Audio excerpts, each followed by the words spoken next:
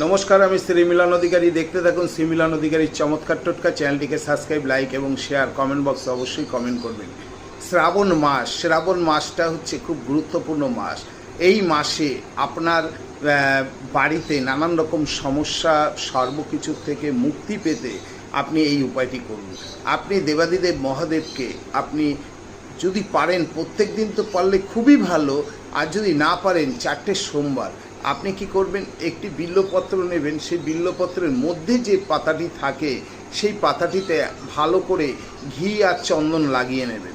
লাগিয়ে ওর মধ্যে কিছুটা আতপ চাল দিয়ে আপনি দেবাদিদেব মহাদেবকে অর্পণ করুন এবং ওং নমঃ শিবায় এই মন্ত্রটি জপ করুন, কিংবা ওং নম রুদ্রায় এই মন্ত্রটি জপ করুন। না হলে শিব গায়ত্রী মন্ত্র জপ করুন 108 বার।